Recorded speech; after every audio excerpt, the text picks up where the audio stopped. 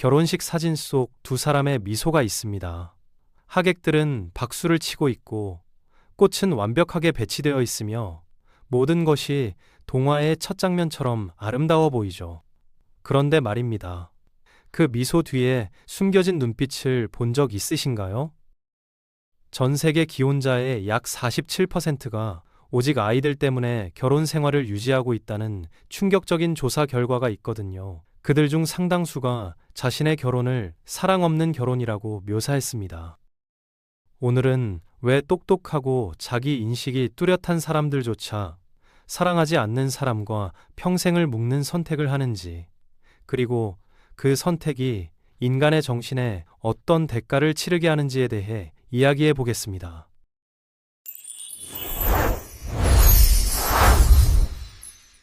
우리는 어릴 때부터 하나의 이야기를 들으며 자랍니다. 사랑이 결혼으로 이어지고 결혼은 행복으로 이어진다는 서사 말이죠. 운이 좋으면 모든 게 잘 풀릴 거라고 배웁니다. 하지만 현실에서 수많은 사람들에게 결혼은 열정과 전혀 관계가 없는 거래에 가깝습니다. 안정, 안전, 압박, 시간이 없다는 조급함, 혹은 서류상으로 가장 말이 되는 사람을 고르는 계산적 선택이죠. 역사적으로 결혼은 낭만적인 이정표가 아니었거든요. 토지와 지위, 보호와 혈통을 확보하기 위한 계약이자 생존 전략이었습니다.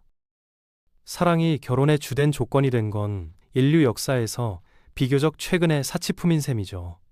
삶이 더 안전해지고 더 길어지면서 사람들이 기대하기 시작한 현대적 개념입니다. 그런데 흥미로운 건 2026년인 지금도 그 고대의 생존 본능이 인간의 신경계 깊숙이 여전히 작동하고 있다는 겁니다. 심리학에서는 사람들을 사랑 없는 결합으로 밀어넣는 여러 가지 강력한 힘을 지목하는데요. 그중 가장 강력한 것 중 하나가 바로 아눕타포비아입니다. 독신에 대한 공포증이죠. 일상 대화에서 이 단어를 들어본 적 없을 수도 있지만 분명 그 존재를 느껴본 적은 있을 겁니다. 우리 삶의 배경에서 조용히 째깍거리는 사회적 시계가 있기 때문이에요. 30세까지는 정착해야 하고 35세까지는 아이가 있어야 하며 40세까지는 뒤처지지 않았다는 걸 증명하는 삶을 구축해야 한다는 그 보이지 않는 마감 기한 말입니다. 그 기한이 다가오는데도 운명의 상대가 나타나지 않으면 공황 상태가 당신의 기준을 다시 쓰기 시작합니다. 내가 행복을 최적화하는 걸 멈추고 대신 위험을 최소화하기 시작하는 거죠. 바로 그 순간 기준이 바뀝니다. 영혼의 반쪽을 찾던 눈이 이제 후보자를 찾기 시작하거든요. 이 사람 안정적인가? 충성스러운가? 좋은 직장이 있나? 우리 가족이 승인할까? 같은 미래를 원하나? 이런 질문들로 논리가 거래적으로 변합니다. 사랑하지 않을 수도 있지만 안전해 보인다는 결론에 도달하게 되죠. 특히 혼란, 가난, 정서적 방치, 불안정 속에서 자란 사람에게 안전함은 단순한 선호가 아니라 마약과 같습니다. 생존 모드에서 충분히 오래 살았다면 로맨스는 필수적인 것처럼 느껴지지 않게 되거든요. 안정적인 파트너는 사랑 이야기처럼 느껴지지 않습니다. 세상의 예측 불가능성에 대한 피난처, 요새처럼 느껴지는 거죠. 여기서 또 다른 함정이 있는데요. 표면적으로는 건강해 보이는 가치 정렬의 함정입니다. 돈, 정치, 가족, 종교, 야망에 대한 견해가 같은 사람을 만나게 됩니다. 팀으로서 잘 작동하고 많이 싸우지도 않으며 서로 말이 되는 거죠. 그러면 머리가 심장과 협상을 시작해요. 우리가 얼마나 잘 맞는지 봐. 사랑은 결국 자라날 거야. 라고 말입니다. 하지만 대부분의 경우 사랑은 자라나지 않습니다. 그냥 존재할 뿐이에요. 바로 이 지점에서 내적 갈등이 시작됩니다. 선택은 논리적이었지만 몸은 영수증을 보관하고 있거든요. 겉으로 보면 성숙함처럼 보이지만 내면에서는 감정적 유배의 첫 장처럼 느껴집니다. 대부분의 사람들이 절대 말하지 않는 부분이 있어요. 많은 사람들이 사랑 없이 결혼하는 건 그들이 얕거나 절박하거나 타협하기 때문이 아닙니다. 그들의 신경계가 때로는 어린 시절부터 특정 감정을 사랑과 혼동하도록 훈련받았기 때문이에요. 심리학에서 그 숨겨진 엔진에는 이름이 있습니다. 바로 애착입니다. 애착은 내가 삶 초기에 구축하는 청사진이에요. 사랑이 어떤 느낌인지, 무엇을 대가로 치러야 하는지, 그것을 유지하기 위해 무엇을 해야 하는지, 그리고 마침내 얻었을 때 무엇을 기대해야 하는지에 대한 청사진 말이죠. 그래서 성인기가 되면 많은 사람들이 연결에 기반해서 파트너를 선택하는 게 아니라 익숙하게 느껴지는 것에 기반해서 선택합니다. 불안정 애착 유형을 가진 사람에게 사랑은 평화롭게 느껴지지 않아요. 불확실하게 느껴지죠. 마치 그걸 얻어야 하고 쫓아야 하는 것처럼요. 그래서 안정적이고 일관되며 항상 곁에 있는 사람을 만나면 열정이 아니라 구원처럼 느껴질 수 있습니다. 이 사람을 원하는가 라고 생각하지 않아요. 이 사람은 떠나지 않을 거야 라고 생각하는 거죠. 회피형 애착 유형을 가진 사람에게는 함정이 다릅니다. 진정한 친밀감은 숨막히게 느껴지고 진정으로 보이는 것은 위험하게 느껴지거든요. 그래서 무의식적으로 완전히 사랑하지 않는 사람을 선택해요. 미지근한 연결이 깊은 취약성보다 더 안전하게 느껴지니까요. 감정적 위험 없이 가까움을 얻는 거죠. 그리고 트라우마가 있습니다. 혼란, 예측 불가능성, 정서적 방치 속에서 자랐다면 내가 신호를 잘못 라벨링하기 시작할 수 있어요. 드라마를 화학 반응으로 착각하고 불안을 끌림으로 착각하며 안정성을 지루함으로 착각할 수 있습니다. 안전한 누군가를 찾으면 머리는 이건 좋아 라고 말하지만 강렬함에 익숙해진 몸은 이건 사랑이 아니야 라고 속삭이는 거예요. 바로 이 순간 사람들은 자신의 과거의 영향 아래에서 평생의 결정을 내리고 있다는 걸 깨닫지 못합니다. 사랑을 원하지 않는 게 아니라 사랑이 마침내 건강한 형태로 도착했을 때 그것을 인식하지 못하는 경우가 많거든요. 그래서 안전하게 느껴지는 것, 관리 가능하게 느껴지는 것, 통제처럼 느껴지는 것을 선택하고 결혼이 진실을 드러내도록 강요할 때까지 그것을 사랑이라고 부릅니다. 타협에 대해 가장 위험한 점은 처음에는 타협처럼 거의 보이지 않는다는 거예요. 성숙함처럼 보이고 마침내 평화를 선택하는 것처럼 보이며 책임감 있는 것처럼 보이고 심지어 사랑처럼 보이기도 합니다. 그러면 어떻게 알 수 있을까요? 진정으로 원하는 사람과 삶을 쌓고 있는 게 아니라 단순히 두려움을 줄여주기 때문에 누군가를 받아들이고 있다는 걸 어떻게 알 수 있을까요? 첫 번째 신호는 흥분보다 안도감이 더 강하게 느껴진다는 겁니다. 그들에게 끌리는 게 아니라 혼자가 아니라서 안전하게 느끼는 거죠. 두 번째 신호는 몸이 그들을 피한다는 겁니다. 설명할 수 없지만 터치가 의무처럼 느껴지고 키스가 연기처럼 느껴지는 거예요. 세 번째 신호는 그들이 없을 때 더 가볍게 느껴진다는 겁니다. 그들을 싫어해서가 아니라 신경계가 드디어 숨을 쉴 수 있어서요. 네 번째 신호는 진짜 자신을 공유하지 않는다는 겁니다. 두려움, 이상한 농담, 더 깊은 꿈들이 여전히 내면에 갇혀 있죠. 다섯 번째 신호는 미래가 회색으로 느껴진다는 겁니다.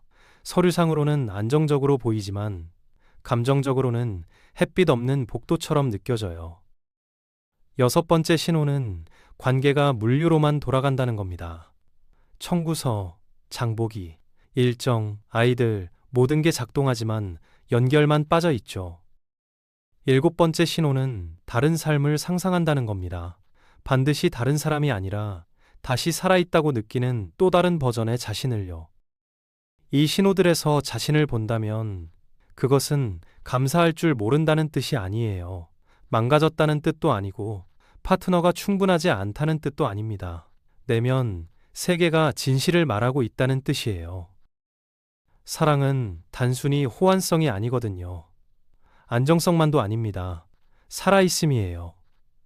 만약 관계가 당신을 축소하고 무감각하게 하고 사라지게 요구한다면 그건 평화가 아니에요. 그건 감정적 생존입니다. 결혼식이 끝나고 사진이 게시되고 신혼여행이 끝나며 하객들이 집으로 돌아가면 조용히 무서운 무언가가 시작됩니다. 현실이 자리 잡기 시작하는 거죠. 사랑 없이 결혼한 사람에게 첫 번째 심리적 전투는 파트너와가 아닙니다. 자신의 마음과의 전투예요.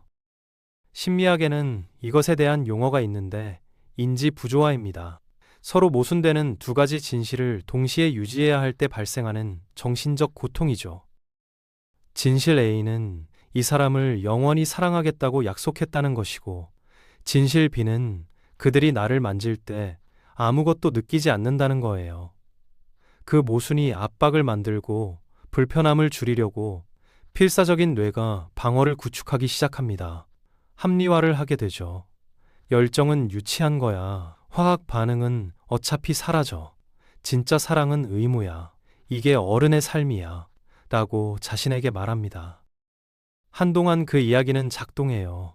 하지만 몸은 당신의 이야기를 믿지 않습니다. 침묵이 다른 형태로 돌아오거든요.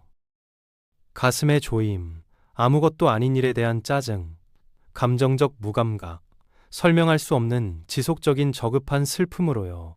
그런 다음 더 깊은 대가가 옵니다. 결혼 안의 외로움이에요. 대부분의 사람들은 외로움이 혼자 있는 것에서 온다고 생각하지만 가장 고통스러운 외로움은 누군가 옆에 있으면서도 진정으로 닿을 사람이 없는 것입니다. 공유되지 않은 자아의 외로움이에요. 관계의 무언가가 텅 빈 것처럼 느껴져서 진짜 생각, 더 깊은 두려움, 장난스러운 면, 취약성을 공유할 수 없을 때 자신의 조각들을 잘라내기 시작합니다. 조금씩 축소되는 거죠. 대화는 거래적이 됩니다. 청구서 냈어? 저녁 뭐야? 누가 아이들 데리러 가? 적대적이지 않고 극적이지도 않으며 그냥 텅 빈 거예요. 그리고 이게 바로 결혼이 밖에서 완벽하게 괜찮아 보이면서도 안에서 한 사람이 천천히 사라지고 있는 방법입니다. 대부분의 사람들이 이해하지 못하는 게 있어요. 신경계가 안전하다고 느끼지 않는 결혼에서 논리로 빠져나올 수 없다는 겁니다. 파트너가 친절하더라도, 충성스럽더라도, 아무 잘못도 하지 않았더라도 몸은 여전히 관계를 감정적 결핍으로 등록하거든요. 감정적 결핍은 스트레스입니다. 시끄러운 스트레스가 아니라, 비명 지르는 싸움이 아니라 조용한 스트레스, 끝나지 않는 종류의 스트레스예요. 진정한 연결 없이 해마다 살면 신경계는 장기적 불편함에 적응하는 방식으로 적응합니다. 활성화 상태를 유지하거나 꺼지는 거죠. 어떤 사람들은 만성적으로 불안해지고 안절부절 못하고 짜증을 내며 작은 것들에 과민해집니다. 수면이 깨지고 식욕이 변하며 마음이 쉬지 않아요. 다른 사람들은 내면으로 무너집니다. 우울증이라고 부르기엔 충분히 슬프지 않지만 살아있다고 느끼지도 않는 상태죠. 이것이 기능적 우울증입니다. 여전히 출근하고, 여전히 일하고, 공공장소에서 여전히 웃지만 사적으로는 명확한 이유 없이 지쳐 있어요. 욕망을 잃고 호기심을 잃으며 색채를 잃습니다.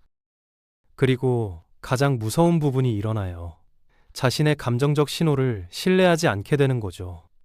어쩌면 이게 그냥 어른됨인가 봐 라고 생각하기 시작합니다. 하지만 아니에요. 이건 어른됨이 아닙니다. 이건 당신의 몸이 결코 받지 못한 사랑에 대한 점수를 기록하는 거예요. 핵심적인 인간 욕구가 충족되지 않을 때, 특히 감정적으로 보인다고 느끼는 욕구가 충족되지 않을 때, 뇌는 그냥 공허함을 받아들이지 않습니다. 대체물을 찾아요. 연결에 대한 갈망은 혼인신고서에 서명했다고 사라지지 않거든요. 그래서 사람들은 세 가지 일반적인 방식으로 대처합니다. 첫 번째는 무관심이에요. 이건 최소 저항의 경로죠. 기대를 제로로 낮춥니다. 로맨스를 바라는 걸 멈추고 친밀함을 위해 싸우는 걸 멈춰요. 결혼을 공유된 청구서와 공유된 책임이 있는 룸메이트 배치로 바꾸는 겁니다. 밖에서는 모든 게 평화로워 보이지만 안에서는 감정적 회색조 속에서 살고 있어요. 두 번째는 관심을 돌리는 거예요. 결혼 안에서 사랑을 얻을 수 없다면 생명력을 다른 곳에 쏟습니다. 일이 중독이 되는데 적어도 성공은 가치 있다고 느끼게 해주니까요. 또는 자녀가 세계의 감정적 중심이 됩니다. 완벽한 부모가 되는 건 그들만을 위해서가 아니라 누군가가 자신을 필요로 하길 비밀리에 필요로 하기 때문이에요. 세 번째는 추구입니다. 이건 가장 오해받는 방식이에요. 사람들은 이기적인 것이라고 생각하지만 종종 굶주림에 관한 거거든요. 그래서 판타지 삶이 시작됩니다.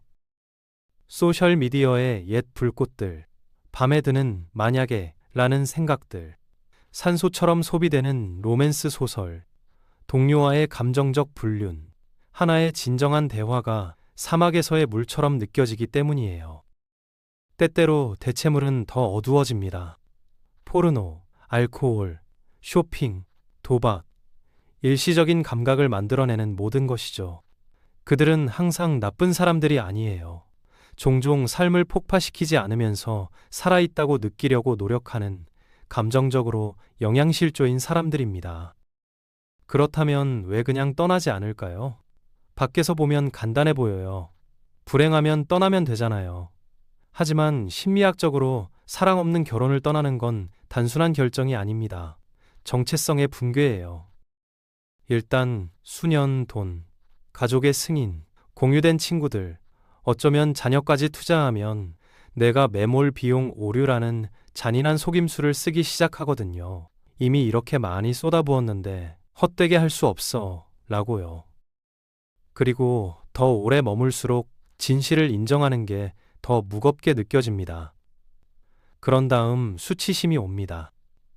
극적인 종류가 아니라 조용하고 부식성 있는 수치심이에요. 감사할 줄 모르는 것 같은 수치심, 서약을 깨는 수치심, 잘 안 풀리게 만든 사람이라는 수치심입니다. 하지만 가장 큰 족쇄는 바로 이 문장이에요. 아이들을 위해 남아 있어요. 때때로, 네, 안정성이 중요합니다.